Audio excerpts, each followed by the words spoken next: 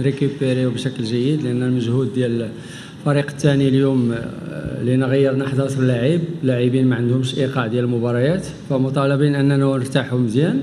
وابتداء من الغد نبداو نوجدوا المباراه ديال الربع النهائي اللي هي مباراه مهمه، مباراه مؤهله لكاس العالم، غنعطيوها الاهتمام ديالها، غنعطيوها الاهميه ديالها، غنعطيو للخصم الاحترام اللي تيستاهل، وخصنا نكونوا عندنا 3 أيام باش نكونوا حاضرين اليوم المباراه ان شاء الله. Au contraire, le profil est énorme parce que si vous suivez bien les matchs et les compositions de l'équipe, on a changé 11 joueurs, vous le savez. Donc ce sont 11 joueurs qui n'ont pas joué, ils n'ont pas les rythmes des matchs, la satisfaction est énorme, ils ont fait 1 heure de très bonne qualité, on aurait pu terminer le match en première mi-temps, on n'a pas su le faire. Donc c'est normal que cette équipe de la Zambie qui a son 3e match de poule avec les mêmes joueurs ait plus de rythme, plus de rigueur et plus d'engagement. Donc nous, l'intérêt c'était de reposer nos joueurs titulaires pour le match de mercredi. طبعا يعني الاستفادة كانت كبيرة، يعني إشراك 10 لاعبين جدد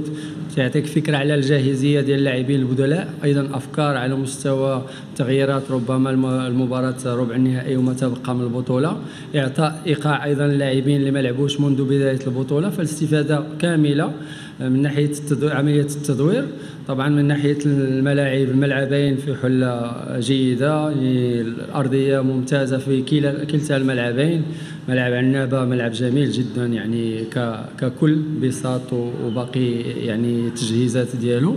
فكاين اختلاف، ولكن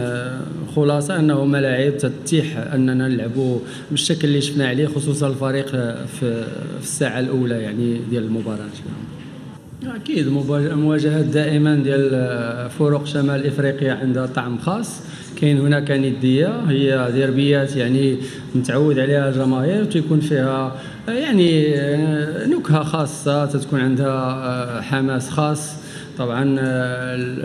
الفروق يعني تطمح للفوز بهذه المباريات، فاكيد انه مباراه بين دول شمال افريقيا ما تتشبهش مباراه بين الفريق مثلا شمال افريقيا ودول جنوب الصحراء، كاين اختلاف كبير وكاين اهتمام كبير في الجانبين في الشعبين للمباراه، ولكن يعني تتبقى مباراه في كره القدم على ارضيه كره القدم وبساط ديال كره القدم، تطمح للفوز بهذه المباريات، فاكيد انه مباراه بين دول شمال افريقيا ما تتشبهش مباراه بين الفريق مثلا شمال افريقيا ودول جنوب الصحراء، كاين اختلاف كبير وكاين اهتمام كبير في الجانبين في الشعبين للمباراه، ولكن يعني تتبقى مباراه في كره القدم على ارضيه كره القدم وبساط ديال كره القدم.